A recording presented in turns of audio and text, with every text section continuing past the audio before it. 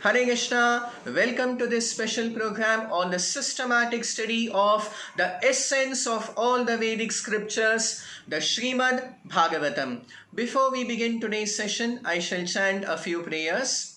Om Namo Bhagavate Vasudevaya Narayanam Namaskritya Naram Chaiva Narottamam Devim Saraswatim Vyasam Tato Jayam Mudirayeta Nashtaprayeshu Bhadreshu Nityam Bhagavata Sevaya Bhagavati Uttama Shloke Bhaktir Bhavati Naishtiki Om Ajnanatimirandhasya Jnananjana Shalakaya Chakshurunmilitam Yena Tasmai Shri Gurave Namaha Nama Om Vishnupadaya Krishna Preshthaya Bhutale Srimate Bhaktivedanta Swaminiti Namine Namaste Saraswate Deve Gauravani Pracharine Nirvishesha Shunyavadi Paschatya Deshatarine Jai Shri Krishna Chaitanya Prabhu Nityananda Shri Advaita Gadadhara Shri Vasadi Gaura Bhakta Vrinda Hare Krishna, Krishna Krishna, Hare Hare, Hare Rama, Rama Rama, Hare Hare. Hare Krishna, I would like to invite all the viewers again for this special program on the systematic study of the essence of all the Vedic wisdom, the cream of all the Vedic literatures, the direct literary incarnation, the sound representation of the Supreme Absolute Truth, the Supreme Personality of Godhead Shri Krishna, the Srimad Bhagavatam. It is stated that Dvadasha Skandha Yuktoyam Shatavicheda Samyutaha Grantho Ashtanasha Sahasraha Srimad Bhagavatabhitaha. The Srimad Bhagavatam contains a total of 12 cantos, 335 chapters and 18,000 shlokas. We have already completed the study of the first 8 cantos of the Srimad Bhagavatam, and currently we are in the study and analysis of the 9th canto of the Srimad Bhagavatam that contains 24 chapters and 960 verses or shlokas. The main content or the subject matter of the 9th canto of the Srimad Bhagavatam is the glorious history of the two greatest dynasties that ruled over the world in history, and they are the Surya Vamsha or the Solar Dynasty and the Chandra Vamsha or the Lunar Dynasty. The first 13 chapters of the 9th canto of the Srimad Bhagavatam explain the history of the illustrious personalities who appeared in the Surya Vamsha or the Solar Dynasty. There are many great personalities, and their history is narrated here, and later in 11 chapters from chapter 14 to 24 of the 9th canto of the Srimad Bhagavatam is the narration of the history of the great kings and personalities of the Chandra Vamsha or the Lunar Dynasty.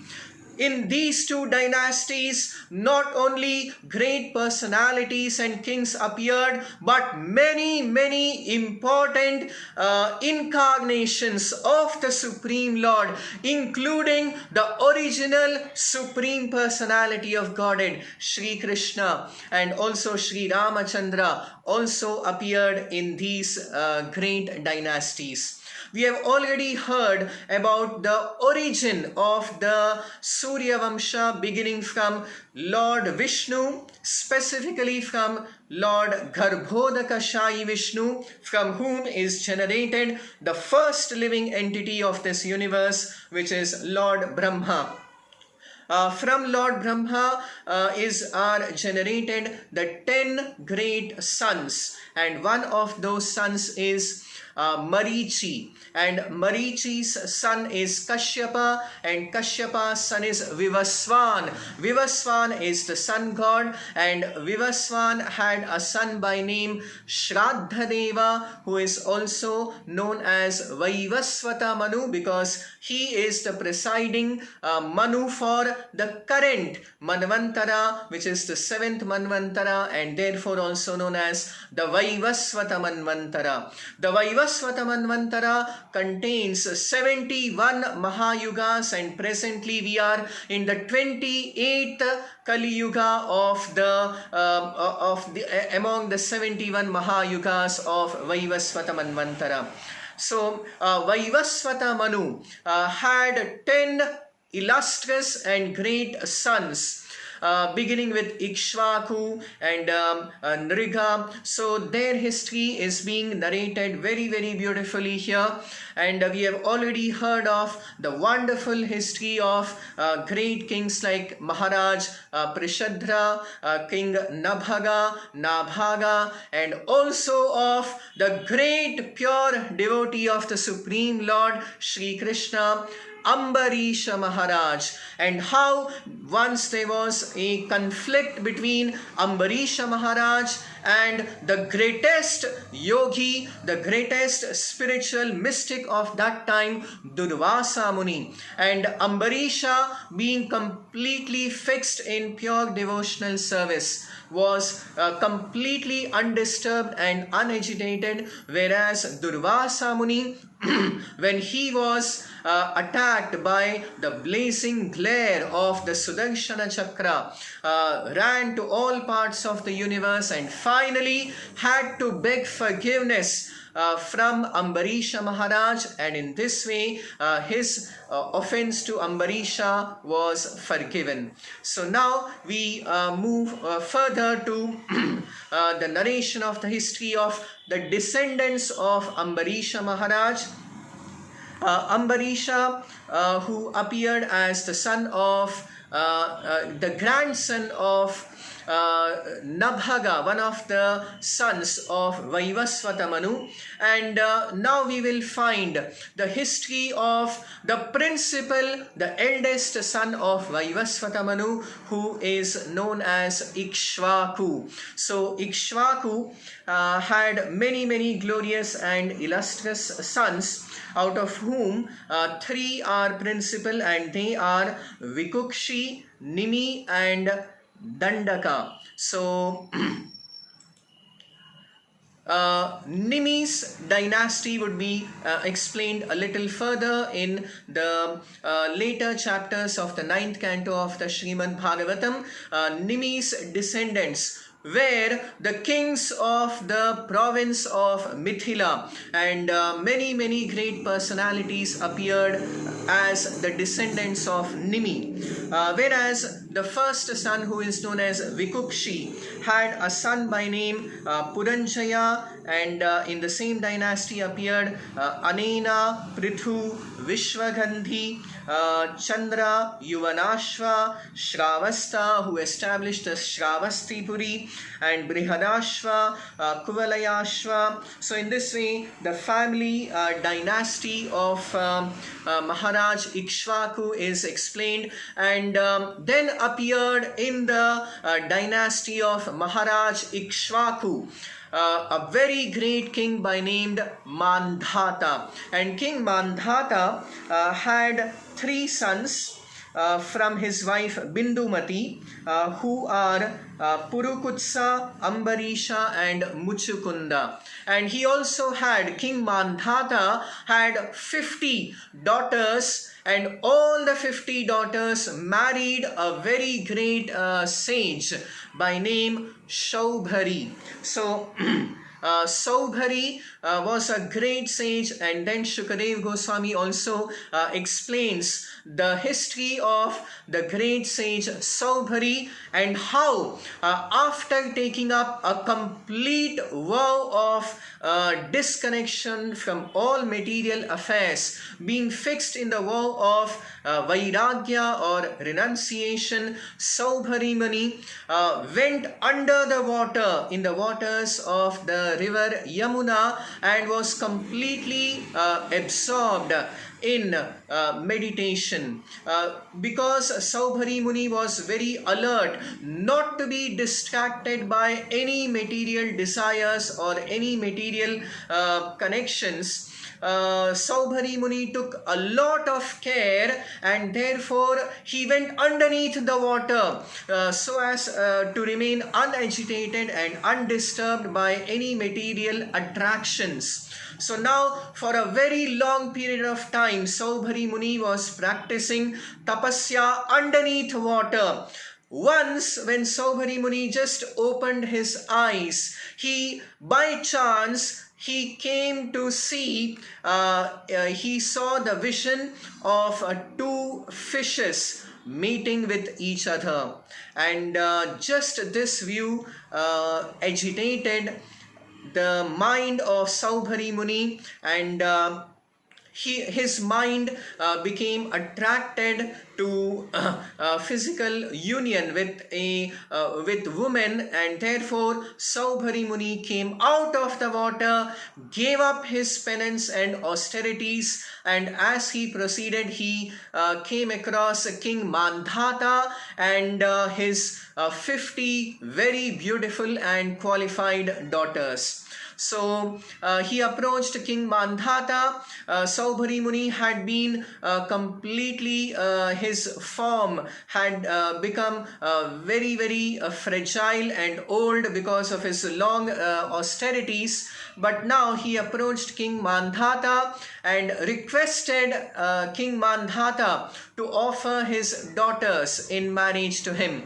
So King Mandhata was a little doubtful, and he tactfully and diplomatically tried to avoid Saubhari Muni's proposal by saying that, all right, I have 50 daughters, and whoever wishes to selects you as your husband is free to choose you, is free to have you as your husband. So in this way, Saubhari Muni understood that how King Mandhata is very intelligently trying to avoid his proposal. So looking at his old and fragile frame, so Saubhari Muni then, by the use of his mystic powers, transformed himself into a most charming and handsome personality. So in the prime of his youth, so seeing the very beautiful and handsome form of Saubhari, in fact all the 50 daughters of King Mandhata selected him as their husband.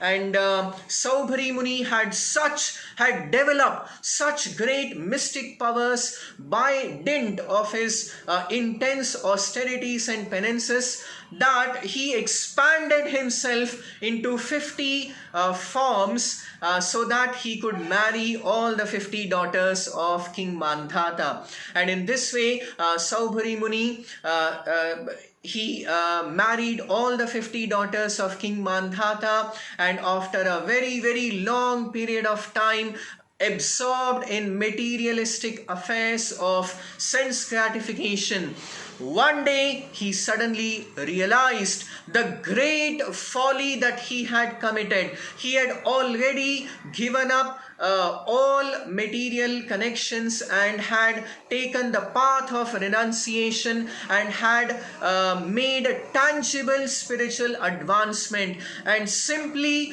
being diverted and distracted by the vision of two mating fish, Saubhari Muni had become agitated and given up all his spiritual vows and spiritual practices, and was now in such a fallen material condition. So once more, Saubhari Muni, Saubhari made the firm determination, and he took the path of spiritual life once more. This time even his 50 wives, the daughters of King Mandhata, also followed him, and all of them, under the guidance of the spiritual guidance of Saubhari, they all attained spiritual perfection. So in this way, the history of King Mandhata, his daughters and their marriage, and their final spiritual perfection by the grace of Saubhari have all been explained. And after that, there are many great personalities who were the descendants of King Mandhata, and coming in the same dynasty appeared a very great king by name Bahuka, and Bahuka had a son by name Saghara. Actually, what happened was King Bahuka, his wife had been administered Ghara. Ghara in Sanskrit means poison. So this child, being protected by the Supreme Lord, he took birth holding the ghara, holding the poison in his hand, and therefore the child got the name Saghara, one who is born with poison in his hand. So King Saghara had two wives by name Sumati and Keshini. From Sumati, King Saghara begot 60,000 sons, and from Queen Keshini he had one very glorious and illustrious son by name Amshuman. So, the name of the son of Keshini is Asamanjasa.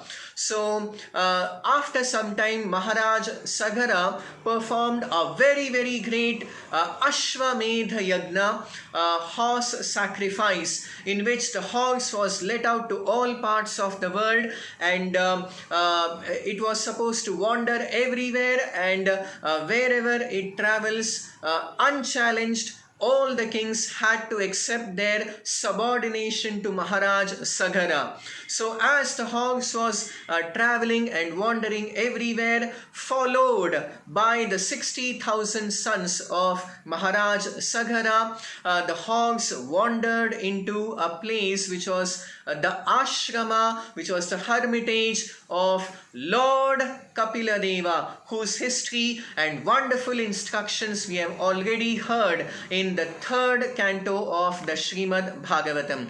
So, when the horse strayed into the hermitage of Lord Kapila Deva, the 60,000 sons of Maharaj Saghara, who were frantically searching for this horse everywhere, came to the ashram of Lord Kapila, and they misunderstood that the horse had been taken captive by Kapila, and hence Lord Kapila had challenged their sovereignty. So the 60,000 sons of Saghara decided to confront and attack Kapila Deva, and due to that very grave offensive behavior, all the 60,000 sons of Saghara were immediately burnt to ashes. And later, the son of Saghara from Keshini, that is Asamanjasa, he came searching for his brothers and finally arrived at Kapila Ashrama, and he now came to know of the great misfortune, the fate attained by his brothers. And he also begged pardon from Lord Kapila Deva and understood that the only way for the deliverance of his brothers would be to bring down the celestial holy waters of the river Ganga. So then it is also described about the history of the descent of the most sacred river of this universe, that is Ganga, to Bhuloka, to the earthly planet. So although Asamanjasa tried for a long time, he was unable to get the Ganga to the earthly planet, and later the son of Asamanjasa is Amshuman, and the son of Amshuman is Dilipa, and Dilipa's son is Bhagiratha. So everyone, all the descendants of Maharaj Saghara performed austerities and penances for a very long duration of time, very intensely, but they were unable to bring Ganga down to the earth. And finally, the son of Dilipa, whose name is Bhagiratha, by his intense practice of austerities and penances, was finally able to convince Ganga Maya, Mother Ganga, to descend to the earth. And therefore this is also known as the Bhagiratha Prayatna. The history of the descent of Ganga is also very elaborately explained in all the 18 Puranas, as well as in Ramayana and in many great Vedic scriptures. So finally Ganga descended and was received on the head, on the tuft of hair of Lord Shiva, and then it began to flow, and finally it arrived and inundated the ashes of the 60,000 sons of Sagara, and just by coming in contact with the most sacred waters of Ganga, all the 60,000 sons of Sagara were all delivered. So in this way we find further the history of the descendants of Maharaj Ikshvaku, that there was Bhagiratha. Bhagiratha's son is Shruta, whose son is Nabha, then Sindhu Dvipa, Ayutayu, Rituparna. Rituparna is the one who learned the art of Ashvavidya. He was the friend of Nala Maharaj, whose story is very beautifully explained in the Ramayana as well as in Mahabharata.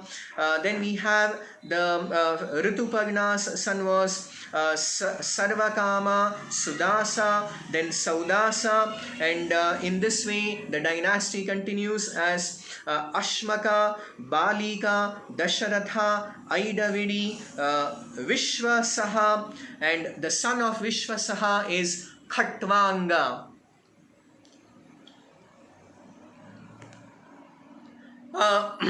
Khatvanga, who appeared in the dynasty of Vaivasvatamanu, in the dynasty of Maharaj Ikshvaku, is famous since history to be the very, very great personality who attained the ultimate spiritual perfection of moksha or liberation in just one muhurta. His name is also mentioned in the second canto of the Srimad Bhagavatam by Shukadeva Goswami in the beginning of his instructions in 2.1.13, that Khatvango nama rajagshir gnatveyattami hayushaha muhurtat sarvamutsrajya ghatavan abhayam harim. Khatvanga Maharaj was invited by the Devatas in their battle with the demons, because Khatvanga Maharaj was such a powerful and valorous fighter. So in this battle between the Devatas and the demons, by the valor and chivalry of Khatvanga Maharaj, the Devatas were able to defeat the demons. The battle had raged for a very, very long duration of time, and finally when the battle concluded, Khatvanga Maharaj checked his time and inquired from the Devatas that I have been engaged in this battle for a very, very long period of time. So please tell me how much more of my lifespan is remaining. And when the Devatas revealed that he only had one muhurta, less than 1 hour, just about 48 minutes of his lifespan was remaining, Khatvanga Maharaj Muhurtat Sarvam Utsrajya, he immediately completely severed all his material ties. He completely surrendered to the Supreme Lord Sri Hari, Lord Krishna, and Ghatavan Abhayam Harim. He got elevated. He attained the supreme destination of returning back to the spiritual world, the eternal kingdom of the Supreme Lord Vishnu. So this is Khatvanga Maharaj, and the son of Khatvanga is Dirghabahu, and Dirghabahu's son is Raghu, and the son of Raghu is Aja, and the son of Aja is Dasharatha.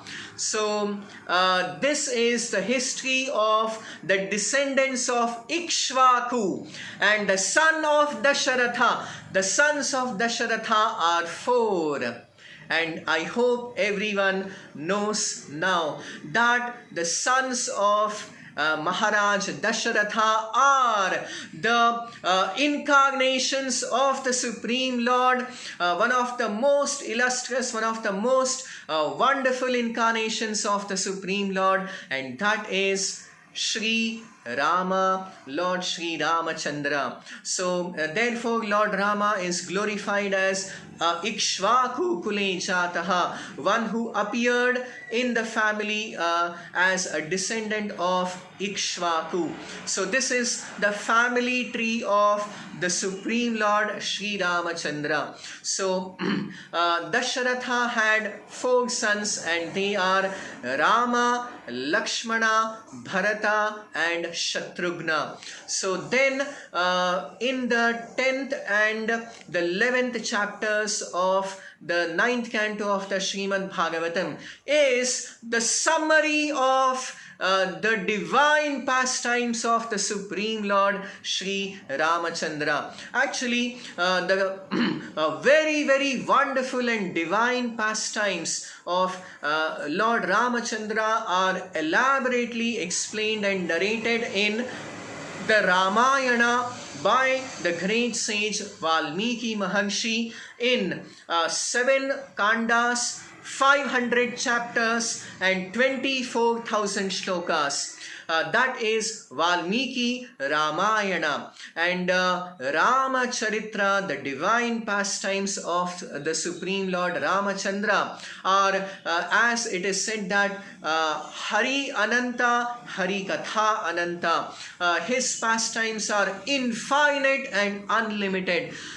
Valmiki has described Ramacharitra in 24,000 shlokas, whereas Lord Brahma has composed the Ramayana, which is also known as the Moola Ramayana or the Ananda Ramayana, in Shatakoti Pravistaram, in 100 crore or 1,000 million shlokas or verses. So such are the nectarian, infinite, unlimited pastimes of the Supreme Lord Rama.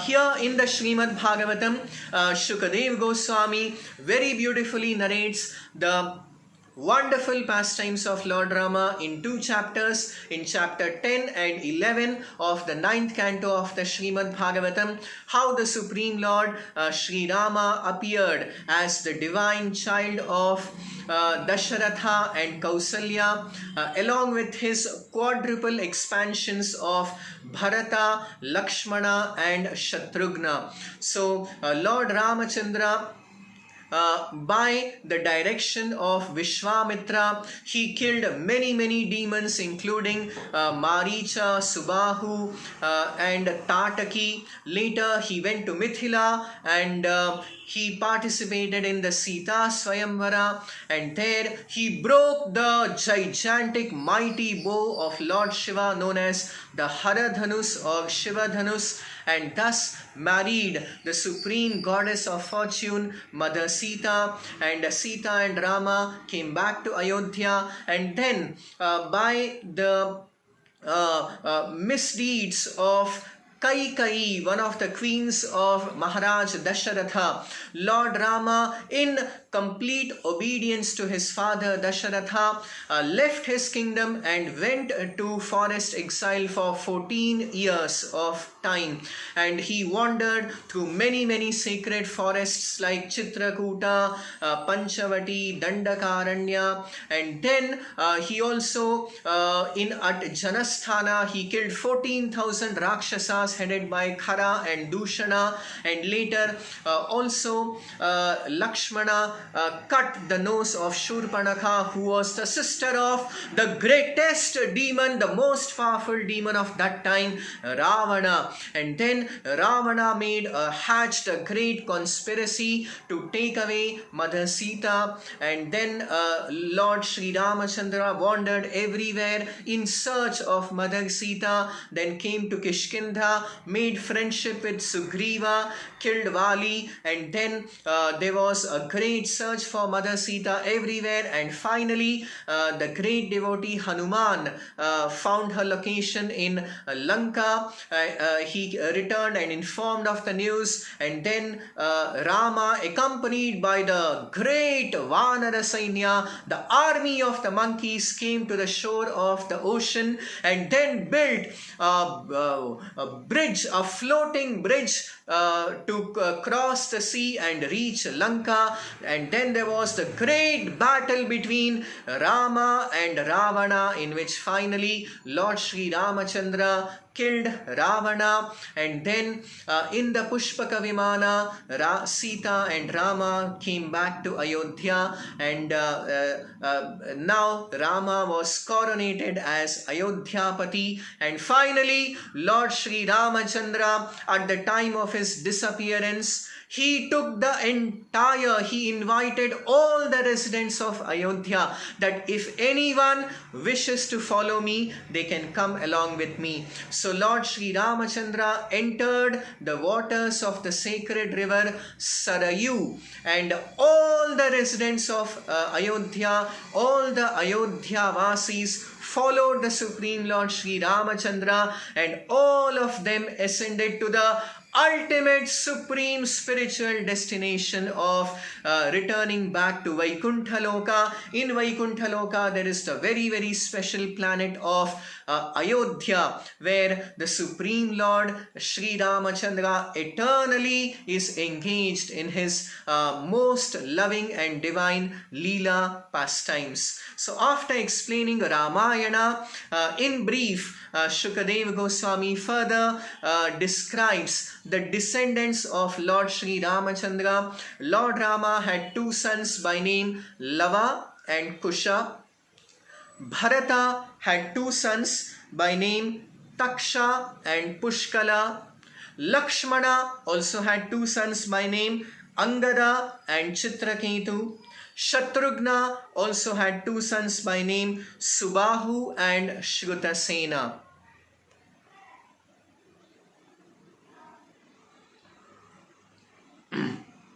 The wife of Lakshmana is Sumitra, and the wife of Shatrughna is Shrutakirti, and the wife of Bharata is Mandavi. So then after explaining the sons of all the four brothers who are actually non-different from the original quadruple expansions in the spiritual world, in the Vaikuntha Loka of Vasudeva, Sankarshana, Pradyumna and Aniruddha, Shukadeva Goswami further describes and narrates the descendants of Kusha, Kusha, who is the son of the Supreme Lord Sri Ramachandra.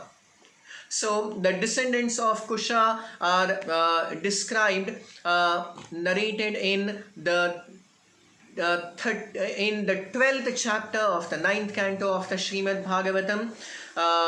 And they are explained as the son of Kusha is Atithi, and later the great personalities in their family dynasty are mentioned to be Nishadha, Nabha, Pundarika, Kshemadhanva, Devanika, and in this way the rest of the kings of the descendants of Maharaj Kusha have been mentioned, have been explained. After that, in the 13th chapter of the 9th canto of the Srimad Bhagavatam is the wonderful history of another son of Vaivasvata Manu, whose name is Nimi. So the dynasty of Maharaj Nimi is very, very beautifully described, and the great personalities who appeared in the dynasty of Maharaj Nimi, which included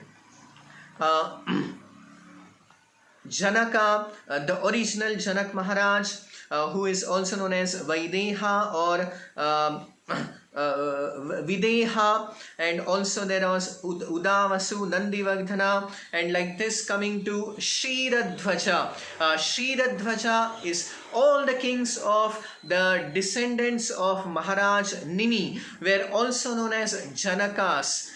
Their title was Janaka, and the king whose name is Kshiradhvaja, who is also known as Janaka, is the father of Sita, the supreme goddess of fortune who married Lord Sri Ramachandra.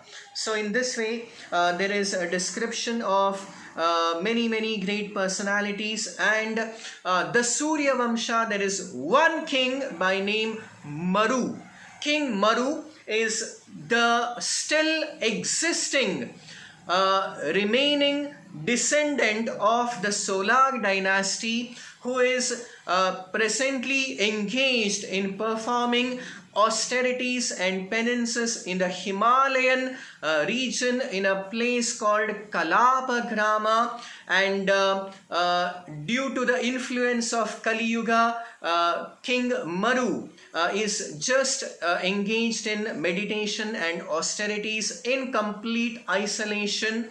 And at the end of the Kali Yuga, Maharaj Maru would again come and re-establish the Solar dynasty, the Surya Vamsha, for this Manvantara, that is the Vaivasvata Manvantara.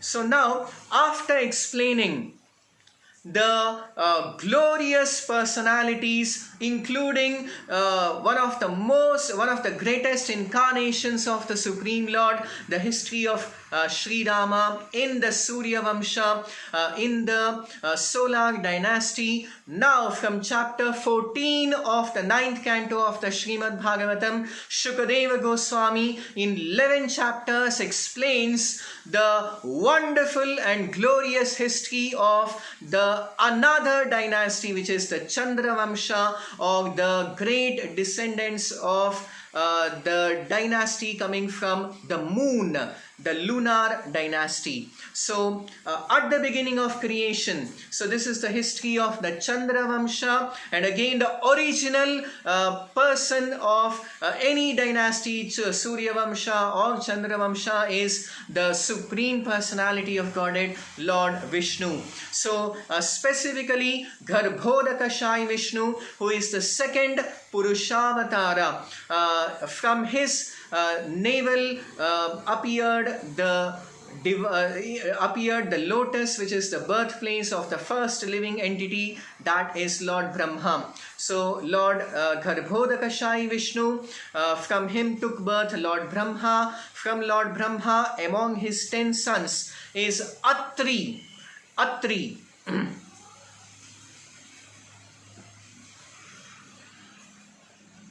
And it is explained earlier in the 3rd and the 4th cantos of the Srimad Bhagavatam that Atri married Anasuya, and Atri and Anasuya had 3 sons by name Dattatreya, Durvasa and Soma. So Soma, or the moon god, is the son of Atri and Anasuya, and Chandra or Soma or moon had a son by name Buddha.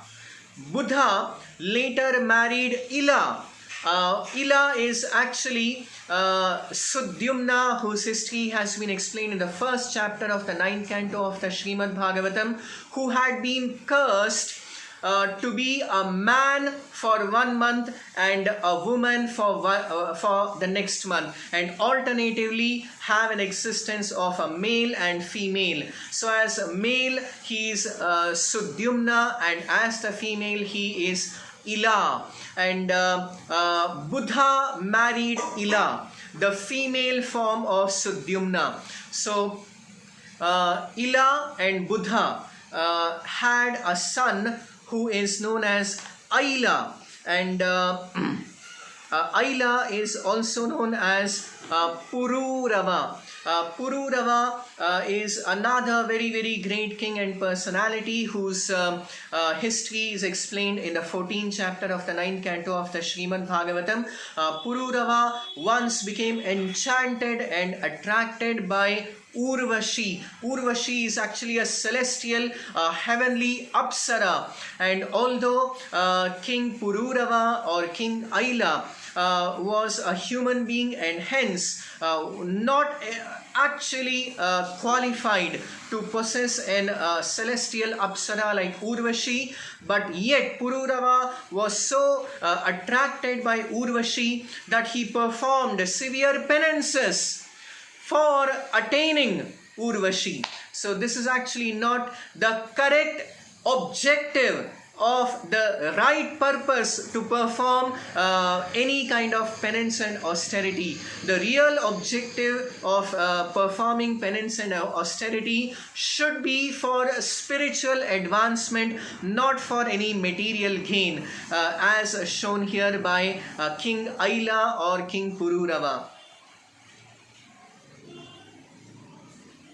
So now King Pururava gained Urvashi. He married Urvashi and had many sons from Urvashi. Specifically Urvashi and King Pururava had 6 sons by name Ayu, Shrutayu, Satyayu, Raya, Vijaya and Jaya. So they are the 6 sons of Urvashi and Pururava. The history of Pururava is also beautifully explained, that how Pururava was so materially absorbed in sense gratification that even after some duration of time, when he lost the company of Urvashi, again he performed very specific sacrifice, very specific spiritual a worship by which he was elevated. He went to Urvashi Loka so that he could again enjoy the company of Urvashi. But finally, in 11th canto of the Srimad Bhagavatam, we find the deliverance of Pururava, wherein he sings a very beautiful song called the Aila Gita, the song sung by Pururava or Aila, wherein he expresses deep regret that how he was completely delusioned by material attraction of sense gratification to Urvashi, and he spent his entire lifetime in these temporary pursuit of attaining Urvashi. And finally, realizing his great folly, Maharaj Pururava became completely detached and finally attained moksha, liberation. So now King Pururava had 6 sons, and again the history of the descendants of Maharaj Pururava are explained, specifically of the son by name Vijaya. Vijaya had a son by name Bhima, and his descendants are Kanchana, later Hotraka, Jahnu, Puru, Balaka, Ajaka, Kusha, and then Kusha had 4 sons, and one of his sons is Kushambu. Kushambu had a son by name Gadhi, and Gadhi had 2 sons by name, one is Vishwamitra, and he had a daughter by name Satyavati. Satyavati married. So therefore Vishwamitra is also known as Gadhi Sutta. So Gadhi had 2 sons, 2 children, 1 son and 1 daughter. The son is Vishwamitra, the very great sage Vishwamitra, and a daughter by name Satyavati. Satyavati married Richika Muni, and Richika Muni and Satyavati had a son by name Jamadagni, and Jamadagni married Renuka, and Jamadagni and Renuka had a son who is another powerful incarnation, avatara of the Supreme Lord, by name Parashurama. Actually, his name is also Rama. There are 3 famous Rama incarnations of the Supreme Lord. One is Ramachandra, Another is they are Rama, Rama, Rama, but they are qualified again to differentiate as King Ramachandra, then Parashurama, who had the Parashu, the axe, as his weapon, and Balarama. So all three are incarnations of the Supreme Lord. And now in the 15th chapter of the 9th canto of the Srimad Bhagavatam is the wonderful narration of the history of the divine pastimes of the Supreme Lord in his avatara incarnation as Parashurama. Lord Parashurama appeared as the son of Jamadagni and Renuka.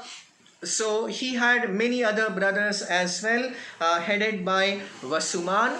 And once the very powerful king by name Kartaviryanjana visited the ashrama, the hermitage of Jamadagni.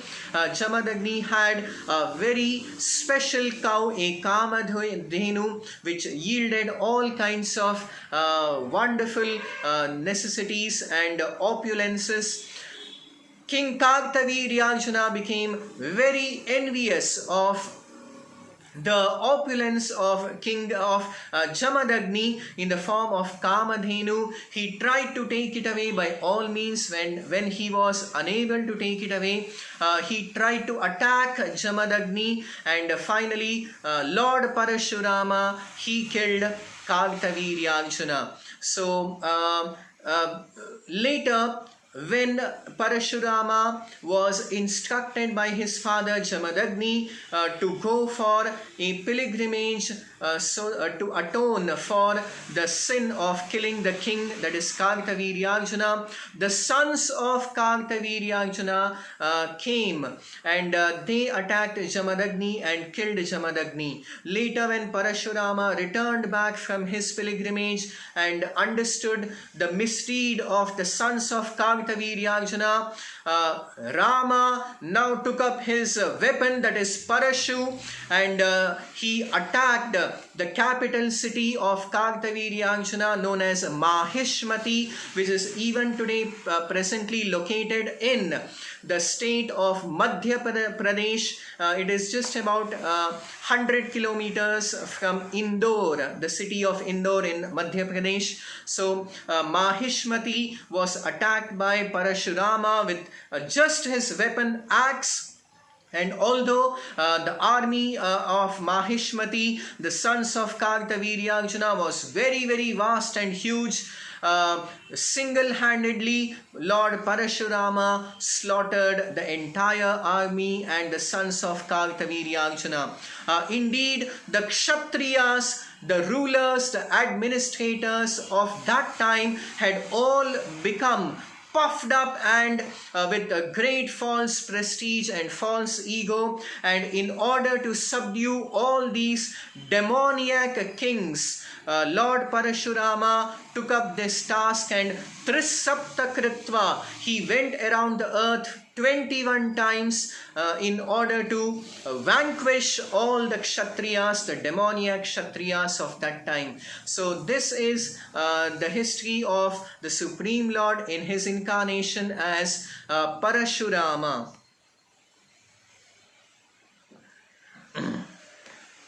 Further, Shukadev Goswami explains the history of the various sons of Pururava, in which also come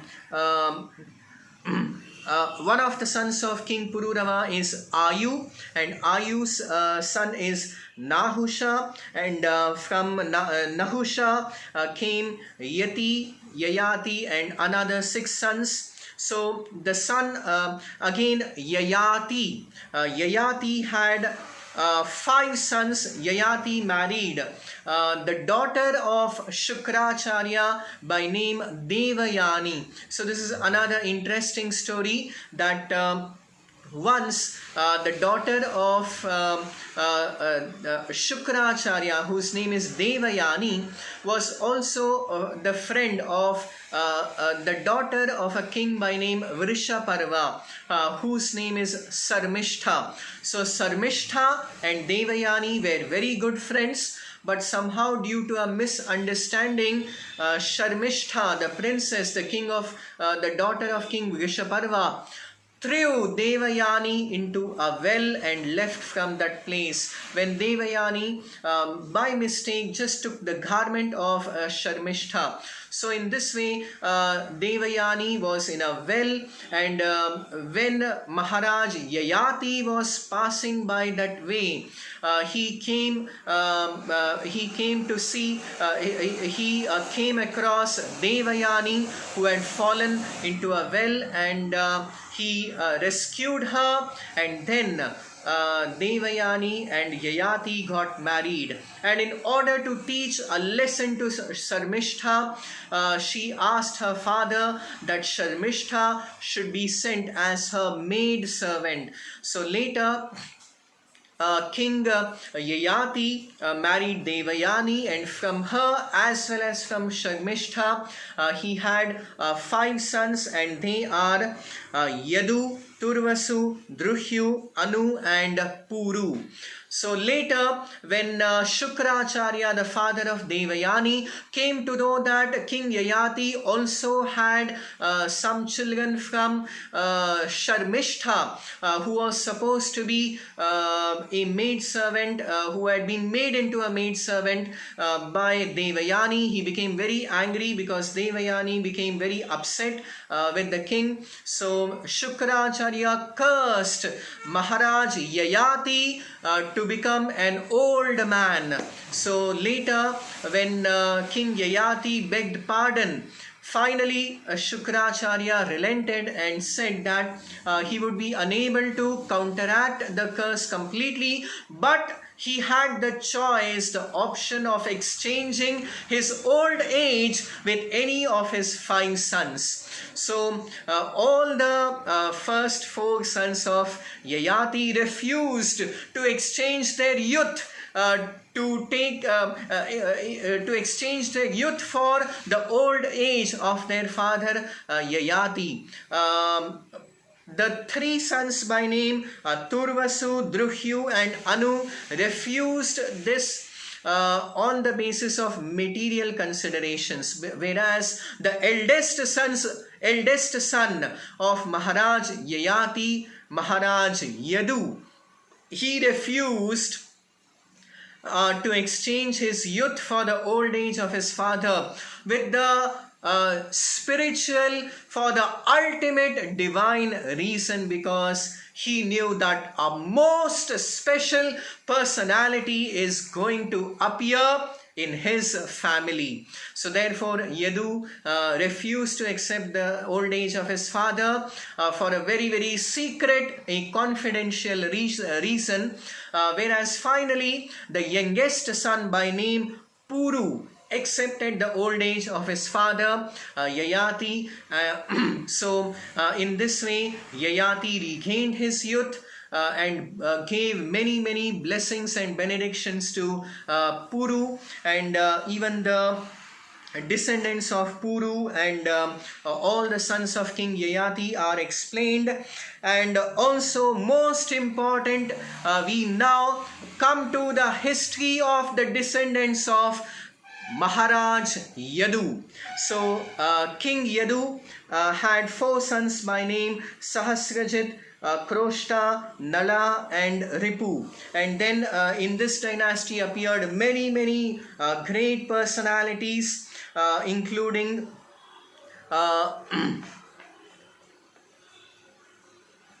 Romapada, Chedi, and then Satvata, Bhoja, Vrishni, and in the family of Vrishni appeared Viduratha, then Hridika and Devamidha.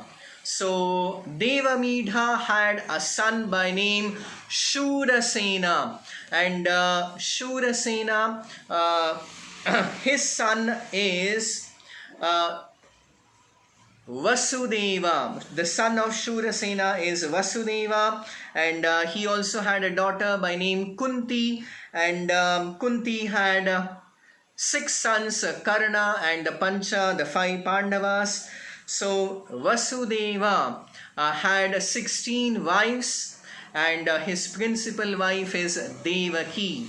Also in the same lunar dynasty or the Chandra Vamsha, the Srimad Bhagavatam explains the history of the descendants of Maharaj Kuru, in which appeared many great and illustrious personalities, including Bharat Maharaj, who is the son of Dushyanta, Dushmanta and Shakuntala, and the descendants of Bharata, and also there appeared in that family Maharaj Kuru, and the descendants of Kuru are Shantanu, and the sons of Shantanu are Bhishma, Chitrangada, Vichitravirya, and the sons of Vichitravirya are Dhritarashtra, Pandu and Vidura, and the sons of Dhritarashtra are the 100 Kauravas, and also the sons of Pandu are the 5 Pandavas.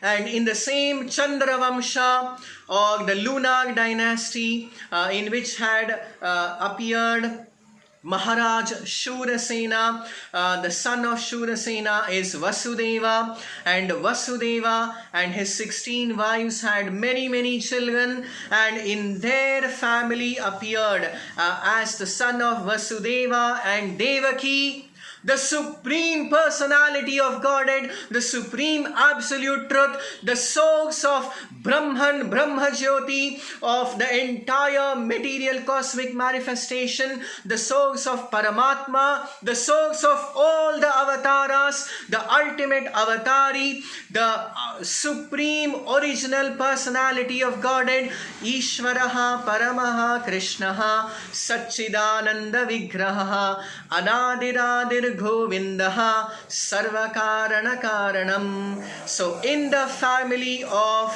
Maharaj Vasudeva and Devaki appeared the original Supreme Personality of Godhead, Lord Shri Krishna. And in the concluding chapter, the 24th chapter of the 9th canto of the Srimad Bhagavatam, Shukadeva Goswami gives a brief description of the divine, the most wonderful, enchanting pastimes of the Supreme Lord Shri Krishna. But is that sufficient? Is that enough? Never. So therefore the 10th canto of the Srimad Bhagavatam is the core subject matter of the entire text of the Srimad Bhagavatam, which is exclusively dedicated to the narration of the infinite, most wonderful, enchanting divine pastimes of the Supreme Lord Shri Krishna, which contains 90 chapters. The entire Srimad Bhagavatam contains 335 chapters, out of which 90 chapters are the 10th canto of the Srimad Bhagavatam, and it contains 3936 shlokas or verses, and is exclusively dedicated to the description of the most wonderful divine pastimes of the Supreme Lord Shri Krishna. So in this way we conclude the 9th canto of the Srimad Bhagavatam. We would also conclude this session of the systematic study of the topmost Vedic scripture, the Srimad Bhagavatam. We dedicate this program to our spiritual master, His Divine Grace, Abhay Charanaravinda Bhakti Vedanta Swami Srila Prabhupada, who has given us this most important divine knowledge to the entire world, who has enlightened the entire world with his topmost knowledge of the Srimad Bhagavatam. We also express our heartfelt gratitude and thanks to the entire team of the Times Foundation, who have taken the trouble and who have arranged this program, especially Srimati Anuradha ji and Srimati Kalavati ji. And to the entire team, we are also very grateful to all the viewers for their keen participation in this program for the study of the Srimad Bhagavatam.